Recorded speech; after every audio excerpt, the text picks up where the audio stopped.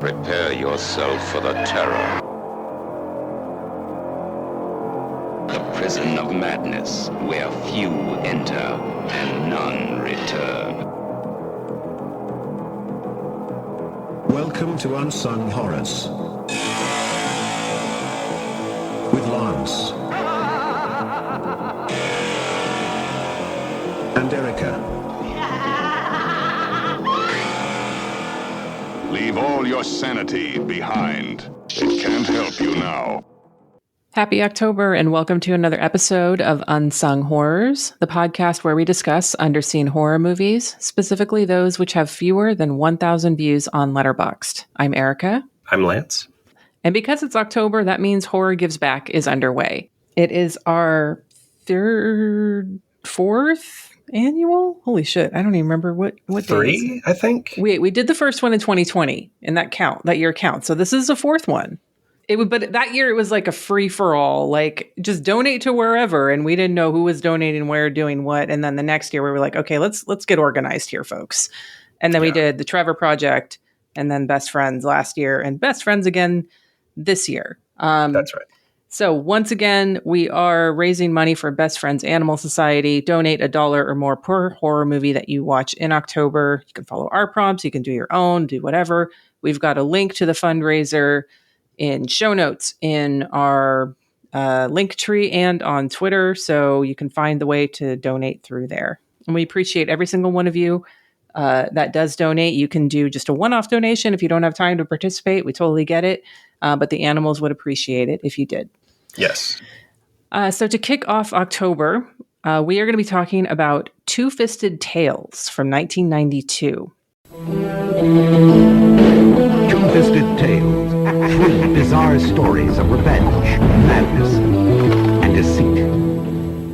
What are you staring at? You never seen a gunslinger before? Three unforgettable stories. Too disturbing not to see. Two-Fisted Tales. This is available to watch on YouTube, and as of this recording, it has 531 views on Letterboxd. Two-Fisted Tales is an anthology. Most anthologies have a wraparound story, but like Tales from the Crypt, Two-Fisted Tales instead has a host of sorts introducing each segment. Here we have the gunslinger. He's a wheelchair-bound, trigger-happy war veteran named Mr. Rush. And like Tales from the Crypt, each of the segments has a bit of a twist ending, except for, the middle one doesn't. So I take that back. So the first segment is Showdown, and it is about an outlaw in the Wild West whose exploits and murders have finally caught up to him after he encounters Texas Ranger Tom McMurdaugh. The second segment is called King of the Road. This is about a cop named Garrett who has to contend with a young punk who tries to get him to drag race, something Garrett did in the past and has tried to cover up due to an accident that he caused. And then the third and final segment is Yellow. This is about a young soldier whose cowardly acts during battle not only get other men killed, but embarrass his father, who is the commander of the battalion. So we're going to be talking about Tales from the Crypt a lot in this episode, and the reason for that is because pretty much all of the producers behind Tales from the Crypt are involved with this. They tried to launch another TV show just like that, and this film, Two-Fisted Tales, was basically the TV movie set to launch it, but it didn't do so well. And so each of the three segments here ended up as Tales from the Crypt episodes. So some of these you may have actually already seen, but what you didn't see was the gunslinger part of it, the wheelchair-bound, trigger-happy guy. And that's played by William Sadler. Like I said, his name is Mr. Rush. And I don't know about you, Lance, but I think William Sadler is probably one of my favorite character actors. Yeah, I mean, everything he's in is just memorable. This one, I mean, as this gunslinger who took 12 slugs to the chest, he is so incredibly angry and fucking unhinged. Yeah. And as soon as he popped up, I'm like, I hope we were given the reason for his anger, for his lewd comments throughout between each segment. Yeah, I mean, I loved him in this, but he became a little grating towards the end because Yeah. I mean, he was so into his character, which seems to be the complete point. I mean, he took it to the next level. Some of his his comments and stuff. You Yeah. know, the hamster fucking limp dick, and I'm gonna rip your head off, and he gets a little homophobic here and there. Yeah, he's not very likable. And but he did have one that made me chuckle, and that was after King of the Road, which is the drag racing one. Yes. And he has a pair of dirty underwear, and he makes a joke about skid marks. That made me giggle. That made me laugh too. I have a highlighted note right here of that one. That was pretty damn good, Mr. Rush. I mean, what I will say, he is no crypt keeper, though, when it comes to the jokes. But I think the intent was that he's supposed to be angry, and Two-Fisted Tales is not like a horror comic. And so they're trying to sort of root the host in that world. And from what I know and about Two-Fisted Tales and what I've read from those, he kind of fits with it. But yeah, I'm with you. He does get he's a bit much by the end, especially in the end with the homophobic, quips and stuff. I prefer a likable character, either a terrible character, something that has redeeming qualities, or something that I really latch on to introduce every segment. Yeah. And Sadler just I respect the unhingedness, if that's a word, unhingedness of Mr. Rush. But yeah, I mean, I'm glad he got what he deserved in the end. Yeah. So for those who may know the name but can't think of who we're talking about, William Sadler's been in Tales from the Crypt, Demon Knight. He was Death in Bill and Ted's Bogus Journey. Yeah. He's in lots of Frank Darabont films like The Mist, Shawshank Redemption, and The Green Mile. And he was in this other movie that I saw, I want to say it was this year or last, at Weird Wednesday. And you know what? God bless Laird for bringing the weird sometimes. Lance, I hope you've seen this one, because if you haven't, I think you would love it. It's Trespass from 1992. I feel like I'm in a Two-Fisted Tale episode here, because I was there with you, Erica. Were you? Weird Wednesday. Yes. Yeah, I'd seen it before, and we sat right next to each other. God damn, I have the worst memory. It was during pandemic, or it was like one of the first Weird Wednesdays back from pandemic, maybe. Okay, well, yeah, if it was more than 2 days ago, I've already forgotten. So, well, I'm glad that you've seen it, because it's got your boy Cube in it. So. Oh, hell yeah. Cube. It has Ice-T, who I think steals the show in that movie. Yeah. Bill Paxton plays, I think he's Will Sadler's brother, right? Uh-huh. And they're, firefighters? Or I forgot what. Yeah, yeah. And they find a gold. Basically, it's like these gang members hiding all their drug money and stuff. It's so good. Everyone should watch it. It's a Walter Hill jam too, by the way. Yes, that too. Oh my God, I forgot that part too. Yeah, but everyone should see it, including Lance. You've seen it, right? Erica, if you haven't seen Trespass, go see it with me, and we'll see what happens. If we're talking memories, mine's definitely the worst here. I don't know. Okay, well, yes, Trespass fucking rules. Yes. All right. Rules. He does. I think he's one of the greatest character actors, but he's not the best in this. I think he's one of the best parts of this, and the reason to watch it, aside from just watching the individual episodes as Tales from the Crypt. But he's better in other things. I'll leave it at that. So the first segment in the movie is Showdown, and this one is written by 3-time Oscar winner Frank Darabont. His other film credits include films he's directed like Shawshank, The Mist, Green Mile. But he also has writing credits on Nightmare on Elm Street 3, The Blob, Frankenstein 1994, and The Fly 2. He also has credits on, obviously, television. I think most people know him for The Walking Dead. Season 1, after it left, it tanked and I stopped watching. So, well, AMC and The Walking Dead totally supposedly fucked him over. Oh, 100% they did. Yeah, for sure. But he made hundreds of millions of dollars from it and future streaming revenue. So, I mean, I don't feel sorry for him, but I just, the show sucked after he left. I could never. I watched the first episode and I thought the sound editing was the worst. Oh, I it- remember you talking about that. Like, destroying a zombie was just so over the top sound Mhm. effects and walking on grass even. Like they really treated it literally like a video game, and it was too much. Yeah. But yeah, Frank Darabont rules. I met him once actually. Did you? Yeah, I was at a Mondo Gallery show. I guess this was probably back in 2012. I think it was their first Universal Monsters show. I think it was because Drew Struzan was there too, and they're friends. But he was super nice, Frank Darabont. It was a huge line to get in. It was one of Mondo's first like gallery shows here in Austin. Mm-hmm. And he was like taking pictures with everybody, chatting away, and him and Drew Struzan, they were just he was very, very personable, very, very polite with everybody. So I speak highly of him, even though I only said hi and shook his hand. And I mean, it's always nice to hear, though, when you like someone's work and you find out they're actually a nice person, you know? yeah, So he has 2 writing credits for Tales from the Crypt. Obviously, one of them is for Showdown, since that was repurposed as a Tales from the Crypt episode. But he also wrote another one from season 2, episode 10, called The Ventriloquist Dummy. And I just watched this one recently. I don't remember. I probably watched it when it was on originally, but I have the box set, and so I went back and watched it, and I didn't remember it, but it was really great. It had Don Rickles and Bobcat Goldthwait in it, and oh yes, anytime you got a ventriloquist dummy in it, I'm 100% in. I'll watch any dumb shit with a ventriloquist dummy, with a shark, with a ventriloquist dummy riding a shark. Just give it to me. I'll watch all of it.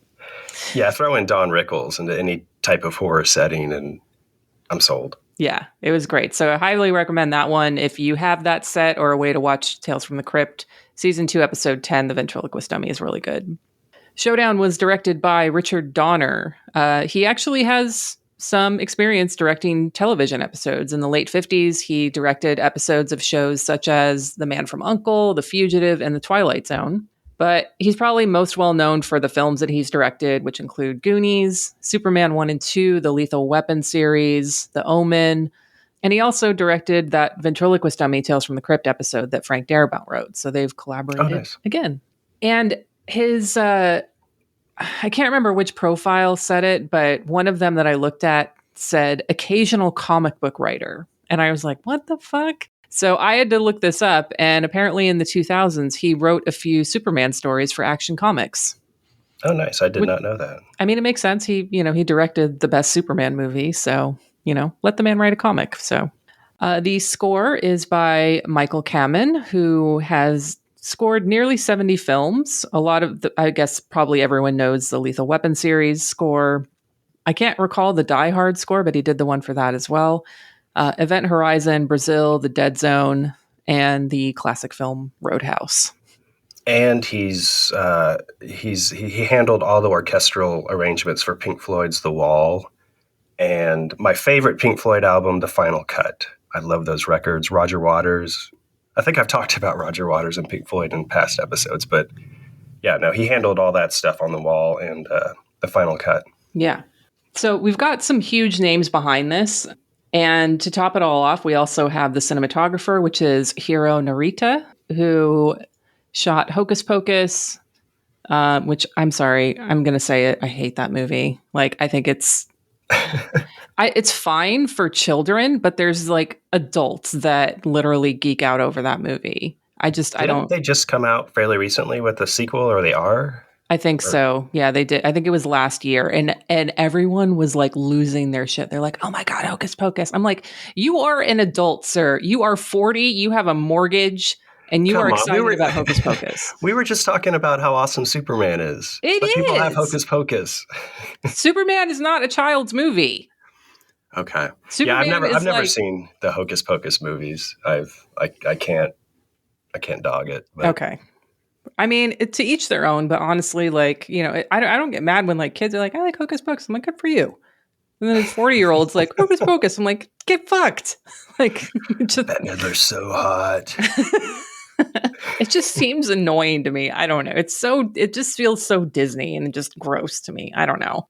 Anyway, Narita has also shot The Rocketeer, Star Trek VI, and Honey, I Shrunk the Kids. So getting into the cast for Showdown, David Morse stars as the Texas Ranger, Tom McMurdo. He's another great character actor. Although some people probably hate him as the dad from, or the dad alien from Contact, because that seemed to piss everybody off. I know I didn't care for that ending. But he's also in The Green Mile, 12 Monkeys, The Rock. And I just watched this movie recently because I was like, I don't know how to prepare for this episode because it's like, I'm not going to watch a bunch of like Richard Donner movies, but do I watch Tales from the Crypt episode? Like, so I did like, I tried to do like what looks interesting to me that's connected to this. So I watched this movie that David Morse is in called Murder Live, ! From 1997. And it's about a father who takes a talk show host and think like, this is 97. So think like Sally Jesse Raphael type of talk show where they like, walk around the audience and they have like a panel of like, quote unquote, weird people. And they like question them and make them feel bad for, being goth or whatever. So he takes this talk show host and her audience hostage because he blames her for his daughter's suicide. And honestly, the way that it started out was really cool. Like it's shot like a reality show, and it even like has these kind of clever scrolling text at the bottom from the news station explaining what's happening. And then there's even a point where, apparently there's a playoff game happening, but like all the stations are airing this hostage situation. And so they have a picture-in-picture of the game going on and the David Is it a Morse baseball game or football game? I don't know, sports ball, something, maybe baseball. But like David Morse's character gets super pissed. He's like, what the fuck is this? Because he thinks like, he doesn't realize like all the channels have what's going on. So then he starts changing himself because he's got such a huge audience. But I was really into it for like the first half, but then it needed to be about 15 minutes shorter. And it could have been a better satire if it was shorter and not so heavy-handed. But I'd recommend it. It's on YouTube if anyone wants to watch it. Yeah, that sounds cool. Yeah, I love him in Disturbia. I have not seen that. I have a Shia LaBeouf allergy.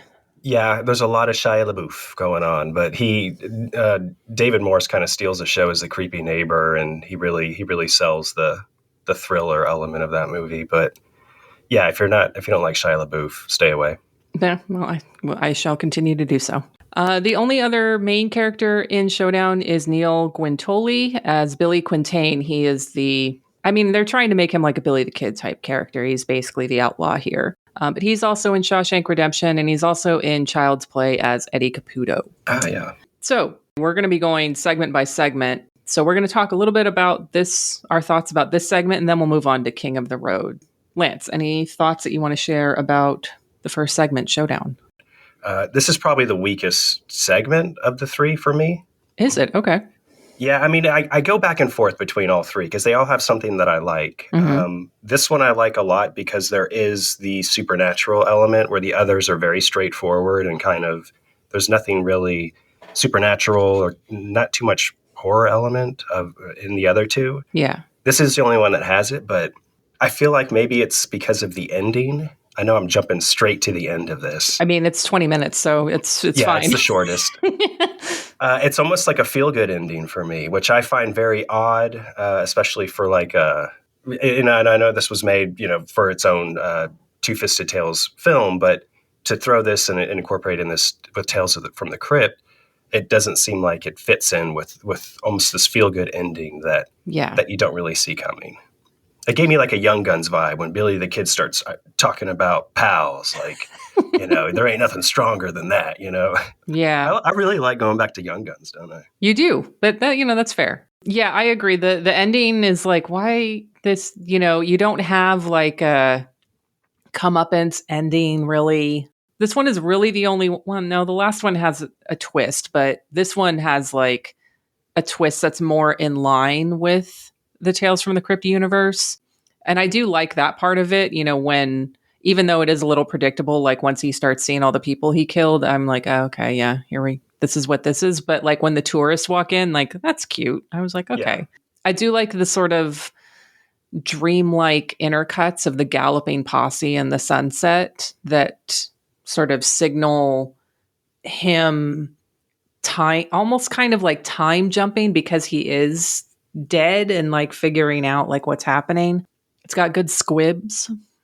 Yeah, I think Oh, you know what? There's a part where the tour guide, he's telling the story of Billy's death, and there's like kids on the tour, and the tour guide's like, yeah, he died screaming like a bitch. And I was like, yeah, that's great. Say that in front of kids, please. More of that, please. But yeah, like the ending, it has this like feel good buddy thing where, it's like, oh, I guess the dead don't hold grudges. Yeah, it's almost like they form a posse and they're like, let's ride, like just ride off into the sunset.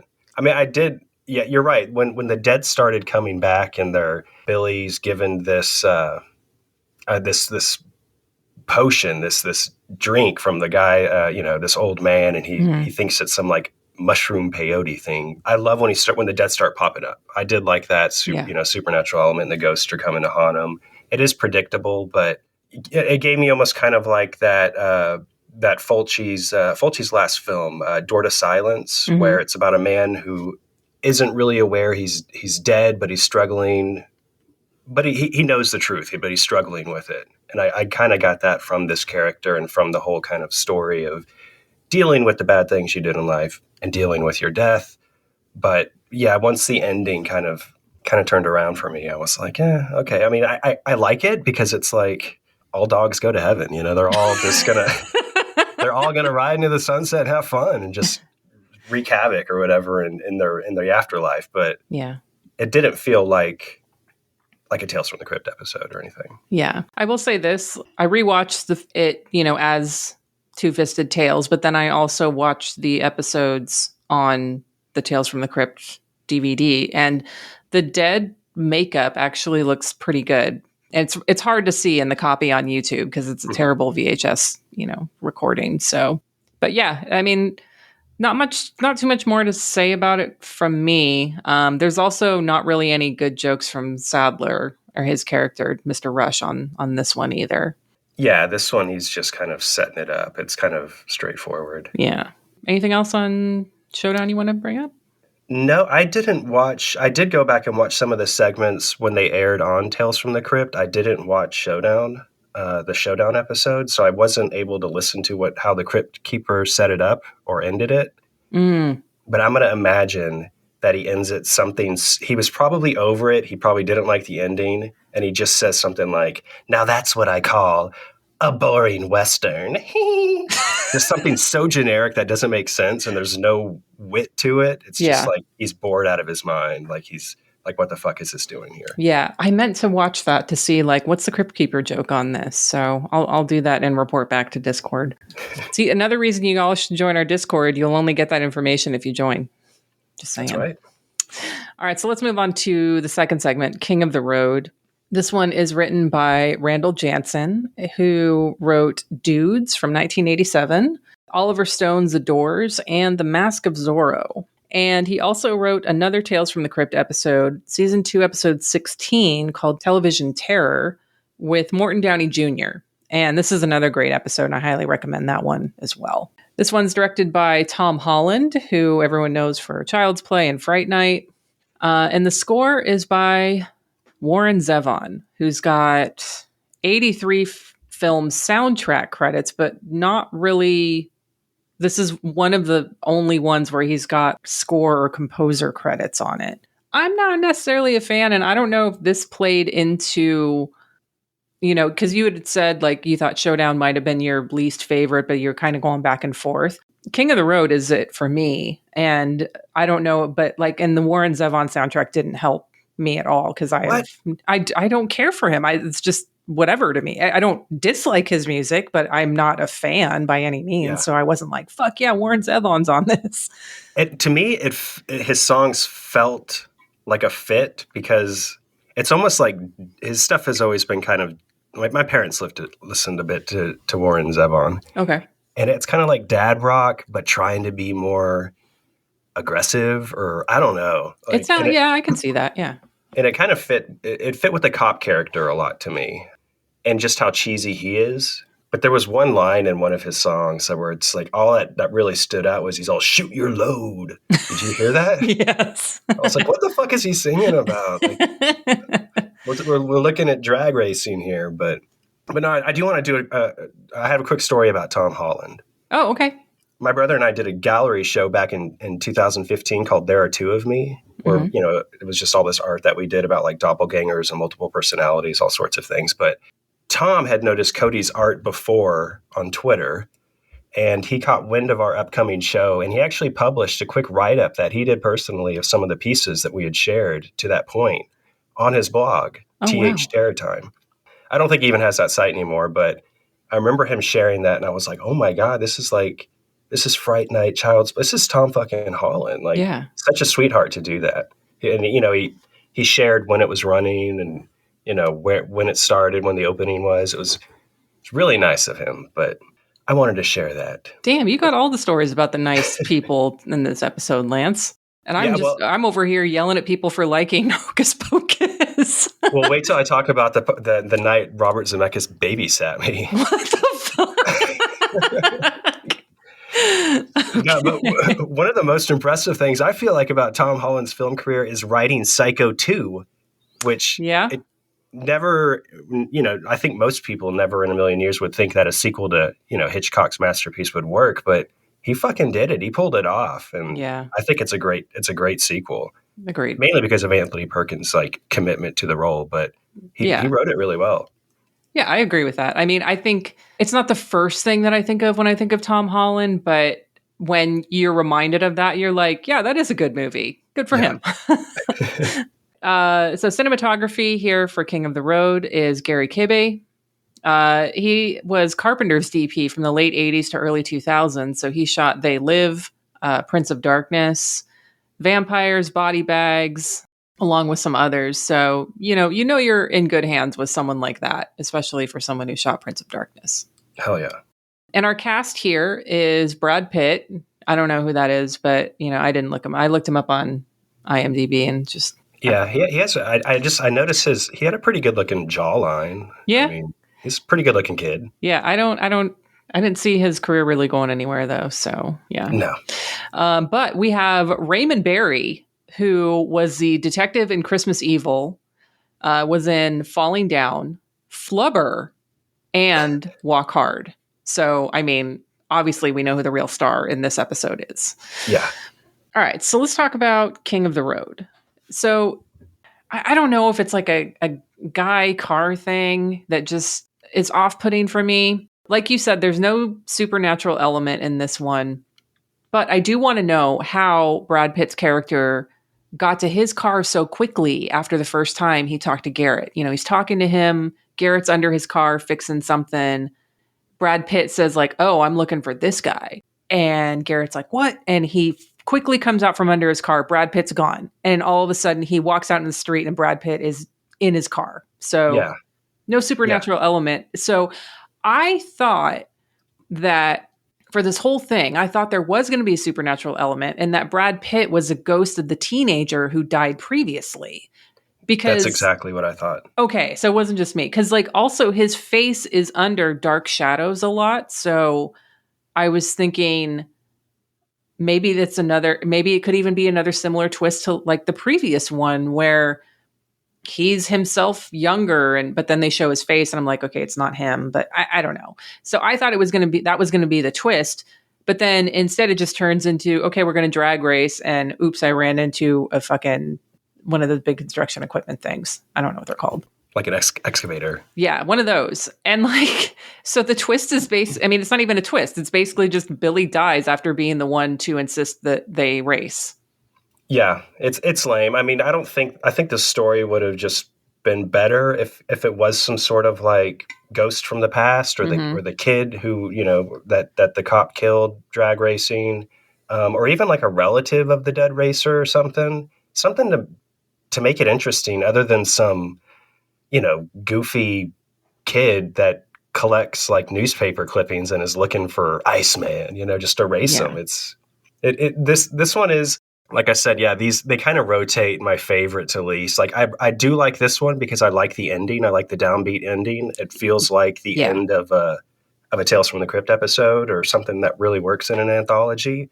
It reinforces the notion that cops are asshole that always seem to get away with murder as well. That's true. Like, yeah. That kind of pops up. But There's a blooper too. That I don't know if you noticed the blooper, the boom mic hanging down in one of the. Oh yeah, John pointed that out when we were watching it. So I respect that. I respect that Tom Holland kept that in. But yeah, I want something in these anthologies that have some sort of ghostly, weird, just unrealistic supernatural element. And this one was just like, I want to fuck your daughter and race you in your drag race. It's dumb. Yeah, and I'm gonna wag my long tongue around at you. Yeah, like he plays Billy, who plays Gene Simmons throughout this whole fucking because he's flicking his tongue. Like they even do transition scenes of him just flicking his tongue. Ew, out. that's I don't like it. I mean, Brad Pitt does pretty good in this role. He does. As a young. And I saw that Adam in Discord called out, or in his Letterboxd review, I think he called out 12 Monkeys. Yeah. But I went straight to California with a K. Right. Have you seen that with Brad Pitt? Not since it came out. So that's the one with him and Juliette Lewis, right? Yeah, Juliette Lewis and David Duchovny's in it. Right, yeah. Yeah, that one, I mean, he goes way harder in that movie than he does here in Two-Fisted Tales, but I recommend it. I think it was directed by Dominic Sena. I don't know, but there's some similarities between the characters. But there's just not a lot to King of the Road. Yeah, I mean, he is unhinged, and I like that aspect of it. But yeah, like I think the thing too is like I'm not rooting for anyone in this. Like Brad Pitt's just weird and annoying. I'm not gonna ever root for a cop. And like his daughter, it's like she's not sympathetic because she just makes dumb choices. She's like, I'm going to run off with this hot rod guy who, I met 2 days ago, even though my dad, it's just, I don't know. She was terrible as an actor. I did not like her. Okay. Like I wanted her to go away. Yeah. I mean, I sound like a fucking dick, but no, yeah, she was terrible in this. Yeah. There could have been like, to make us happy, there could have been a thing where he agrees to drag race to get his daughter back. But when he does so, somehow she ends up dying as a result of it. So it's a win-win. We get a twist ending and she dies. And immediately our favorite segment. Like that would have been great. Yeah. So have a better twist, King of the Road. It did have one cool character that was the cop's friend, Mole. Oh, with the guitar in the junkyard? Yeah, I feel like he should have basically been in the whole episode because he like kind of stole like the entire show. Just a few seconds, he's playing the guitar. Yeah. Anything else you want to add for King of the Road? No, other than I think the most captivating shot is when Iceman opens up his mailbox. Brad Pitt's character leaves him something in there. Oh, yeah. And there's a tarantula in there. Yeah. And barefoot, he just steps on it. Yeah. Toughest thing in the whole fucking movie. Damn right. But then at the same time, I'm like, you're a fucking asshole. You didn't need to kill him. But whatever. He's a cop. I know. He's a cop. Cops don't care. Cops, yeah. They step first, ask questions later. Stomp first, ask questions later. Whatever. All right. So last segment is Yellow. Screenplay here is by Jim and John Thomas. Both have writing credits for Predator and Predator 2. So this is the only one that was actually adapted from a comic book story. This is adapted from a story written by Al Feldstein and illustrated by Jack Davis for the first issue of EC's Shock Suspense Stories. The other two were just written in order to have 3 segments for this film. So this was directed by Robert Zemeckis. He's best known for the Back to the Future series, Who Framed Roger Rabbit, Contact with Stupid Alien Dad David Morse, Forrest Gump, and Lance's Babysitter. Yes. Cody was there too. Dude, there was an NDA. I can't even talk about it, so. Shut up. All right. Score here is by Alan Silvestri. It's a household name when it comes to scores, even for normies. 100 plus credits. Marvel's movies like Avengers, Captain America, obviously Back to the Future, Forrest Gump, The Abyss, The Quick and the Dead. One of my favorite movies that I will never make an apology for, no matter how much, women will wag their finger at me, but I love Overboard and I always will. Okay, yeah, I mean, it's one of Sarah's favorites too. Okay, good for Sarah. Thank you, Sarah. Yeah, we watched that fairly recently, and it's pretty cringy, but it's Kurt Russell and Goldie Hawn. so Exactly. it's the best. Yeah. Cinematography is by Don Burgess. He also did Forrest Gump, Aquaman, and again, Contact. So we get a lot of the same behind the scenes people working together in multiple films and coming together for these short segments.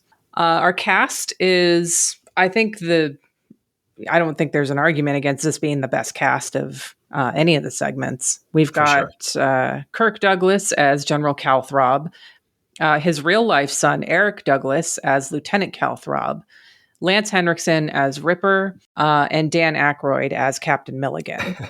Dan Aykroyd as like an army person, like he's still great in this, but it just still feels, I don't know, like I'm just so used to him being a Ghostbuster that it's like in comedies. So I don't know, a war movie or even like a war segment and something like this, it just felt a little weird for me. Yeah, I mean, this is the only one I remembered seeing from when I watched Tales from the Crypt. Okay. Like as a kid, and mainly because of I remember Dan Aykroyd popping up, and I remember like when he pops up in the trenches, I'm like, holy shit, what the fuck is Dan Aykroyd doing here? And he should be busting ghosts, not fighting Nazis. Or no, this is wrong war. Sorry, fighting Germans. They're not Nazis yet. Yeah, I mean that's what I love about these anthologies is because you get these. You get kind of a lot of well-known actors at the time. They're just hamming it up in kind of these small roles, these character roles that they'd never be given, in a normal film. They'd never be cast in. Yeah. So they're all kind of going for it. I mean, I think Dan Aykroyd's character is probably a bad example, but if you look at a lot of Tales from the Crypt or like Lance Henriksen, who just is fucking chewing the scenery. Oh, like, yes. He just fucking rules. But I love anthologies. I mean, we could talk about some of our favorites in a minute. Yes, we will get to that. I do want to get back to Lance Henriksen as Ripper, though, because how can I not? He is my favorite character actor. Not just because he shares your name, that's part of it. But I will literally watch something just because he's in it. And so, Lance, without looking at Letterboxd, I want you to guess how many film credits Henriksen has. I'm going to just throw out a number, 211. I feel like you cheated, but it's 209. I did not cheat, I swear to God. Okay. But I am going to say Lance Henriksen he's one of my most watched actors, and I do look at his filmography a lot. Okay. So you probably had it like in the back of your brain somewhere. Maybe. Okay, that's fair. But, I can't check if he's cheating or not, folks, because we had to do this one remotely. So sorry if I sound like I'm transmitting from a fucking trash can, but you're fine. Okay. So 209, and that's not even getting into television credits, right? So I was convinced. I was like, I spent a good chunk of time watching a bunch of his movies. Clearly, I have seen at least 25% of his movies. No, I've only seen 37 after this week. 35 Lance Henriksen movies. That's it. That's amazing. I know. So I did try to bump that number up this week. So I did watch 2. I was going to originally watch Nature of the Beast with Eric Roberts, but then I saw the director is Victor Salva and fucked it, Victor Salva. So I did not watch that. I did watch Survival Quest, directed by Don Coscarelli, which is Lance Henriksen basically leads a group of sort of mismatched people, like an old guy and a couple of young guys and a convict and a couple of ladies into the woods to be like nature survivalists for a month. But at the same time, there's also this military group going into the woods to kind of do the same thing, except they're not out there to learn how to survive. They're going out there to learn how to kill. It's kind of like, I don't know if you know about like those alpha male camps, but it's basically like that, where it's just like men going, paying to be like punished by another man and being yelled at so they can feel like more of a man or something. Anyway, I know it's Don Coscarelli, but I got to tell you, like, outside of Phantasm and most of the Phantasm sequels, I got some serious problems with a lot of his movies. Like, I don't really like Bubba Hotep. That was one of was that a Dismember of the Alamo or something? That was like the first year it came back, and it was just a double feature, and it was that and Boarding House, and you and I were both like, what the fuck, Bubba Hotep? Yeah, and then afterwards it was like a Kumail. Oh, God. And I had to leave. Ew, yeah, we both had to leave. I'm surprised that you remembered I was there, Erica. Shut up. That was like that was because that memory was like, Kumail ruined it for me, and that movie, anyway. Terrible. And so this movie, if you took the score out, the score is fucking awful. It's just like this like upbeat, we're having fun, we're going camping type of score. No, like it turns gnarly, like people die and people get, shot and all this shit. And I'm like, no, this should be a thriller and it should have an appropriate score for that. And it doesn't. And that's terrible. Yeah. The other movie I watched with him in it, though, was Felony from 1995, which I was really excited about. I want you to look this one up on Letterboxd, though, Lance. Felony 1995. I was really excited about it. It turned out to be a very average 90s action movie. But anyone else here will probably look at the cast and be like, fuck yeah, I got to watch this movie. And the director, too, David Pryor, he's got some good stuff. Right. Directed by David A. Pryor, Sledgehammer, Deadly Prey. So, yeah, I had high expectations going into this one. Oh, yeah. The cast, solid. So, you've got Jeffrey Combs, Ashley Lawrence, Leo Rossi, Charles Napier, David fucking Warner, Joe Don Baker, and obviously Lance Henriksen. I mean... Well, and there's a featured extra, Donnie DeVito. I did not see Danny DeVito. What is it? You said Donnie DeVito. Donnie DeVito. I was looking for him. I didn't see him, but I'm sorry, folks. I hate to report that Felony is. I gave it 3 stars because I was like, I'm mildly entertained, and the extra half star is mainly for the cast, I guess. But it was disappointing. So yeah, I didn't watch any Lance Henriksen films for this episode. I mean, this year I did see The Artifice Girl, which I talked about from South by, where he pops up at the end very surprisingly, and it's it's not a spoiler, but I loved that movie, and he was really fantastic in it. Yeah. And then I watched Hellraiser Hellworld earlier this year. Yeah. Which is terrible. I did not like that. It is terrible, but honestly, it's the best of the post part 4 Hellraisers. No, I watched, what was it called? Revelations? Oh, how dare you? Doug Bradley's not in that. No, I know. It's terrible, but I liked it better than Hellworld. I know, and even Lance Henriksen's in Hellworld, but I could not stand I don't know. It's so like the gaming cyber 90s. Yeah. Like, how do you not like it? Wow. Who are you? Is this Cody? It's Cody. I can talk about Robert Zemeckis. No, but here's my Lance Henriksen story. I did meet Lance Henriksen. I think you did too, didn't you? Mm-hmm. But I have a picture with him. His arms around me. It's a very, very personal. It was a special moment between both of us. 2 Lances coming together. We're both wearing chambray shirts, like chambray colored like shirts. It's a really strong handshake. One of the best handshakes I've ever. Agreed. He does have a very strong handshake. I met him at. I can test my memory. Texas Frightmare. Before he got divorced. So let's say 2018, maybe. And the day. So he had a signing table, and normally I don't really care about stuff like that, but I was like, I love Lance Henriksen, and I'm happy to throw him a 20 to sign my whatever. Anyone else, I'm like, no. So I brought my copy of his book, Not Bad for a Human, and like everybody else in line had, posters and movies and whatever, and that's fine. Everyone, you get whatever you want signed. But he was actually like really excited that I had his book to sign. And I was like, oh, and he sat there and talked to me for a little bit about it. And he talked about, being interviewed for parts of it or writing parts of it. And I was like, okay. And then on top of that, it was his birthday that day. Oh yeah. I remember you telling me this. Yeah. And everybody saying, yeah, we all got to sing happy birthday to Lance Henriksen. So that was a good day. Yeah. I met him at Comic Palooza in Houston. I was tabling with some of my art. And it was before it opened. I think it might have been the last day. And he was just walking around by himself. And, me like a fucking dork. I'm all, Lance, Lance, jumped around my table. And yeah, he was very cool and was looking at the art and some of the comics and stuff. He's like, it's good stuff. But took a picture. But yeah, I mean, you and I both love Lance Henriksen. Very much. I ended up buying, because he does pottery too. That's right. Yeah. I ended up buying one of his platters that I have out in my house that catches all my tchotchkes and knickknacks. And but it's good. It's good stuff. And it's signed and stamped on the back. I love Lance Henriksen. Yeah, he's like a celebrity that I'll geek out over. And I mean, I wasn't like a dick. I didn't ask for his like signature or anything. I was just like, can I take a picture with you? I love everything you're in and everything you do and your art. He's like, hell yeah. Mm-hmm. And we were Lance has joined as one to make a super Lance. It's a good moment. You have to post a picture of that.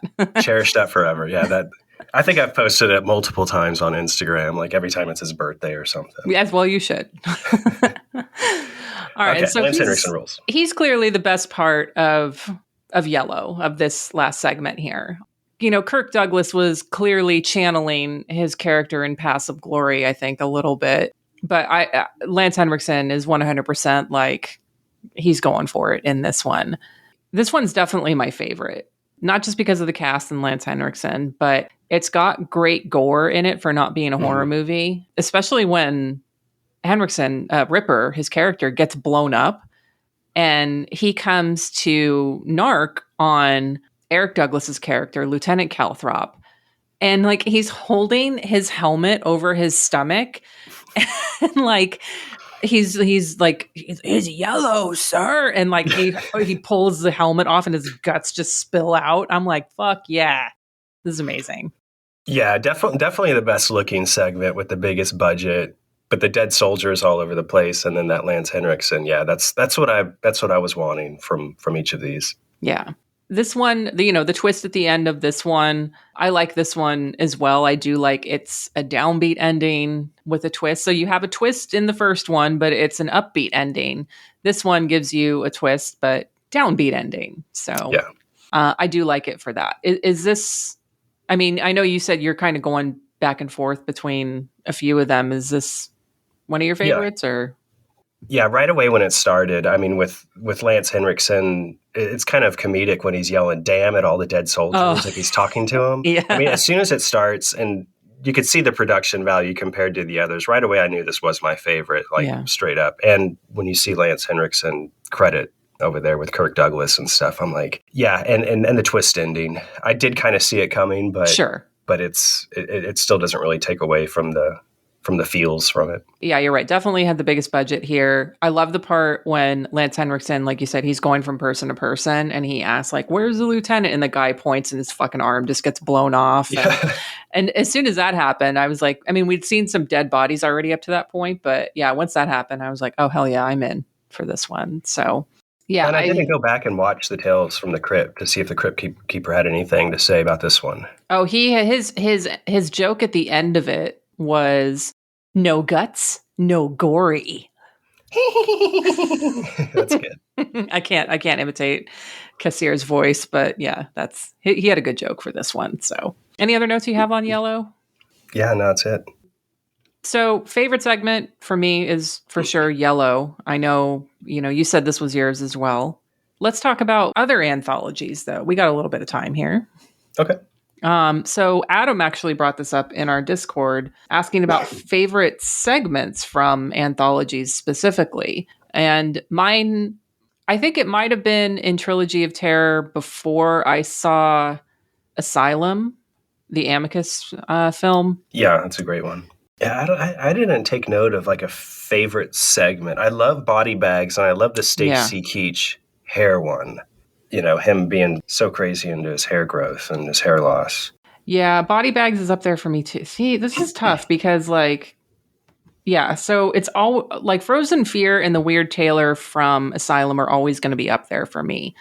But then when I go back and rewatch other anthologies, I'm like, oh, I love this segment, like even Creepshow 2 and The Raft. Like I think as a kid, that was my Like that thing terrified the shit out of me. I was like, I am never going in a fucking lake ever again. Like, Yeah, same with the Hitchhiker, the Thanks for the Ride lady. That guy Yeah. creeped me the fuck out as a kid. yeah, for sure. So Body Bags is definitely up there. Asylum. I know Adam mentioned like Scream Time. Matt mentioned the ventriloquist dummy from Dead of Night. Let's see. Jim said the Mortuary Collection, recent as a favorite recent anthology. Yeah, I saw that at South by Southwest a few years ago. It's a good one. I Can't Stand Pickles also said any of the Amicus ones are cozy blankets for sure. He mentioned the Raft from Creepshow too. And then Femke Ultra actually brought up Jorg Boot. I can never pronounce his last name. Boot Garrett, Der Todesking, splatter horror guy from Germany, and his stuff is great. I think, Yeah, I love some of the mainstays, like the original Creepshow was probably my favorite. I feel like every single person involved in that movie at that time was just at the top of their game. It's like perfection. Tales from the Dark Side, the movie. Right. Yeah. The Lover's Story, is that what it's called? Lover's Tale or something like that. Yeah. And I mean, speaking of perfection too, like Debbie Harry, I love the wraparound story in Tales from the Dark Side. Yeah. Rusty Cundiff's Tales from the Hood with Clarence Williams the third. Mr. Sims is one of the best characters ever. I just recently watched The Monster Club, I think for A Horror Gives Back, with Vincent Price, and that. Oh yeah. That's with John Carradine, I think, and that one's is just super silly. I mean, I really do love a good anthology. There's a lot of bad ones out there, especially some of the more recent ones. But yeah, I'm not a fan of like the VHS whatever's going on with all of those. I've only seen the first one, and it was just okay. I was like, I wasn't blown away. I'm not like everyone for Fantastic Fest, which I did not go to this year, but we're excited about. I think it was VHS 85 coming out this year. I'm like, I don't care. Yeah, it was something. I'll just rewatch, Asylum again. Who cares?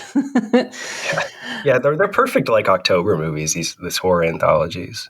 They really are. And they're so easy to watch because as soon as you're kind of like, about whatever segment you're watching or like you're into it, it's done and you're moving on to a next one. So I love that about them. They're such an easy watch. So yeah. Do you have a favorite Tales from the Crypt episode that you remember? Oh, it's, go ahead. Yeah. I have to think. I'll tell you mine. It's probably Carrie and Death from season 3. Starring Kyle MacLachlan. Of course. Yeah, he plays that lunatic, that criminal who's being tracked through the desert by like a cop on a motorcycle, and the cop catches up with him, and he handcuffs him, but he ends up being killed. So he's kind of dragging his body all over this scorching desert, and this buzzard and this vulture's following him, kind of waiting for him to die. It's so good. Like, I had mentioned that, actors just kind of lose their mind in these anthology roles, especially in the Tales from the Crypt episodes. And Kyle MacLachlan in this is fucking unhinged, just, saying fuck as many times as he can and laughing like a maniac. Yeah. And the ending, it has really good practical effects too at the end. It's a good one. That's the one I remember most. Yeah. And it really stood out. I know there's one I remember. I can't think of the name right now. Like, the ones that I watched recently, the ventriloquist dummy, honestly, like that's, if I had to, go back and give a top 5 now, I'm pretty sure that would be in there. It's that good. God damn it. What was it called? I know it had like a clever name. It was like there's like some kind of prank that gets Abracadaver. Thank you. I had to look it up. Oh, yeah. Yeah. I think that's season 3 too. It might be. Looks like, yes, it is. Yeah, that's the season I remember watching the most as a kid. Yeah, season 3, usually is, good stuff. They get their footing right there. So yeah, ventriloquist dummy. But yeah, as a kid, I think Abracadaver is probably my favorite. Okay, double feature, Lance, for an anthology. What are you gonna do? Oh, so yeah. At first, I thought a lot of people latching onto the young Brad Pitt and his performance. But makes sense because, he's a huge star now. I do recommend California, that with a K, from 1993.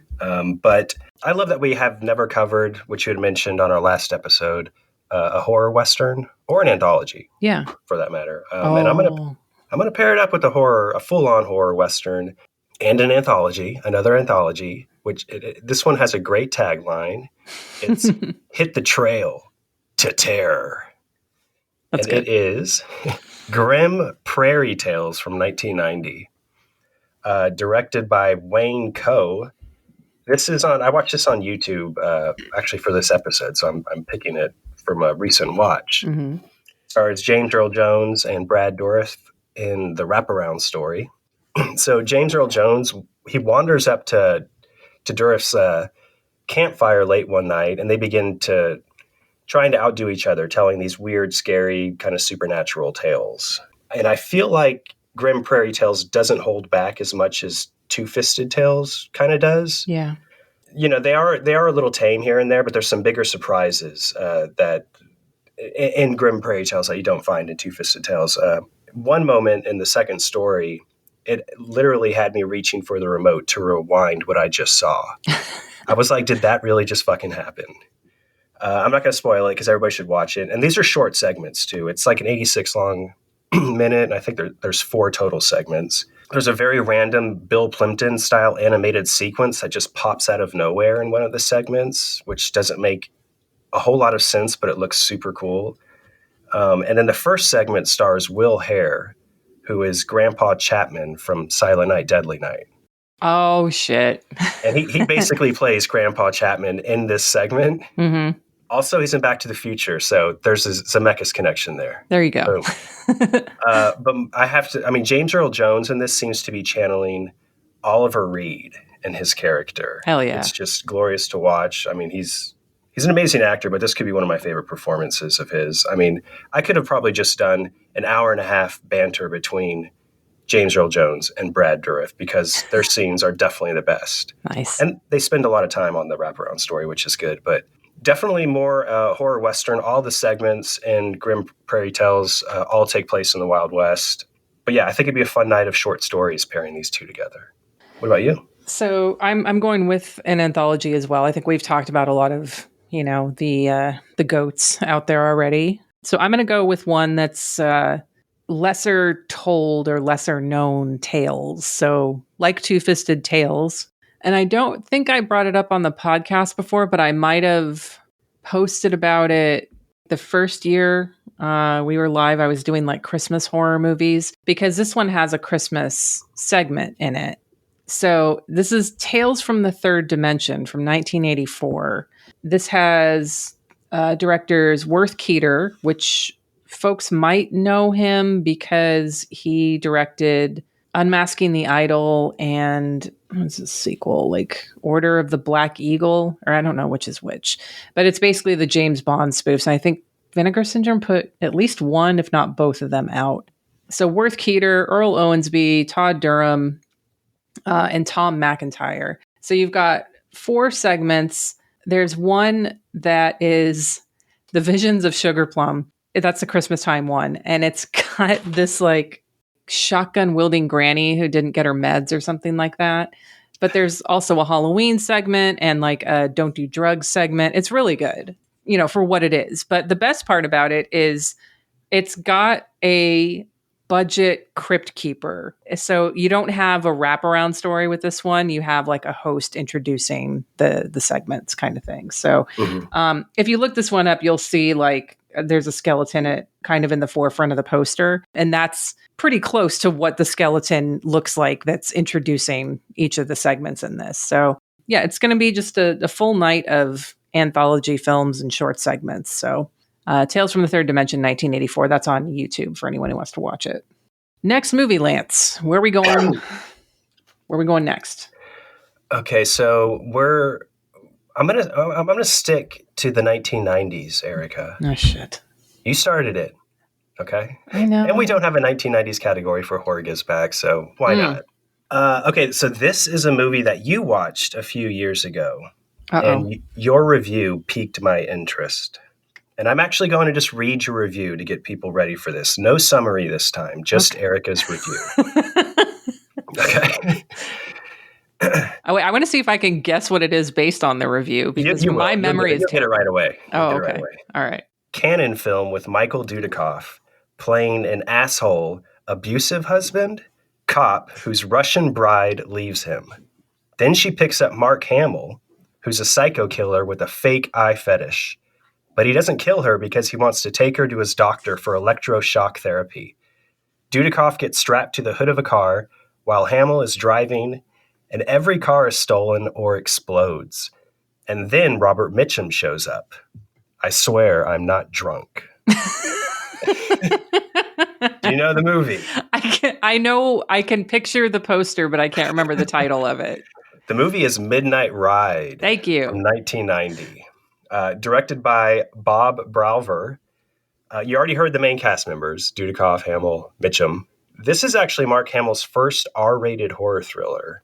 And he was obviously known throughout the galaxy at that time as Luke Skywalker. And this is his first of many to come unhinged roles. And he leans hard into this character. He is so unhinged in this. I love him in this. Okay, I'm not mad that you picked a 1990s movie now. Sorry. It's 1990. It's probably filmed in the late 80s. It was, yeah. So it's technically 80s.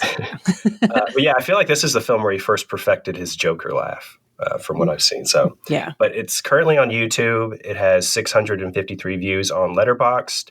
And I'm going to predict it'll be everyone's favorite movie before the end of the year. Okay.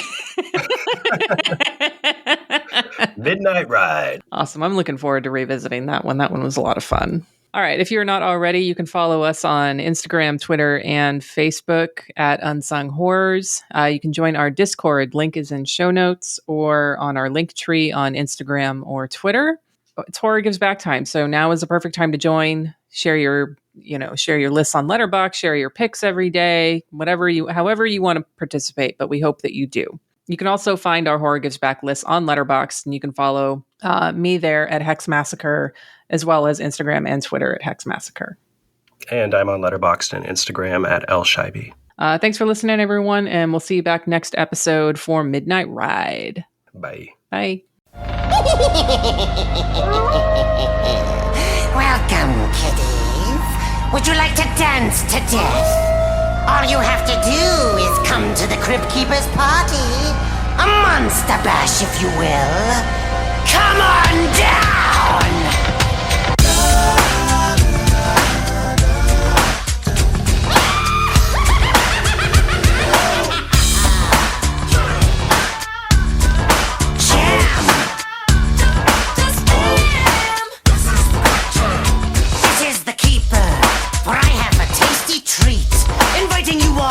A feast. Only the best of fiends can come. We'll have skeletons of fun. So come on down to the Keeper's Zoo. I'm sure it will get rave reviews. Be on time if you can. But this is the Crypt Jam. Just jam. Oh, jam. The Crypt Keeper's in the house. With a groove that's nasty and mean. The effects of a guillotine. Permanent headaches, the end of the mission. For you have entered the Keeper's TerraVision. So everybody just make that dash. A dash to the Crypt Keeper's Monster Bash. So come along with the Keeper's plan. For this is the Crypt Jam. Jam! You horns!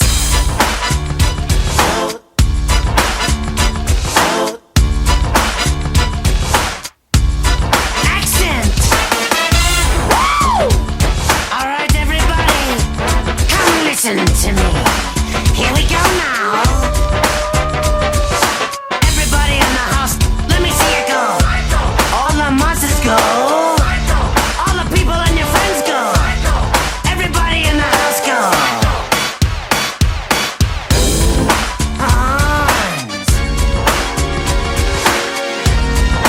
Everybody, hit it. Woo!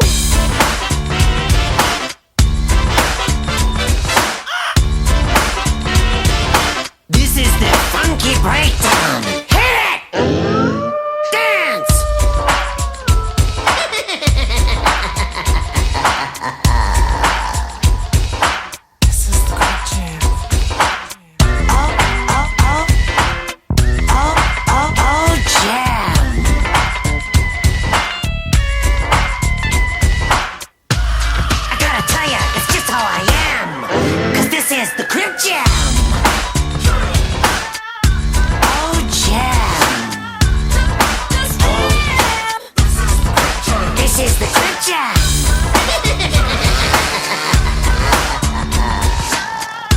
Oh, jam. Dance.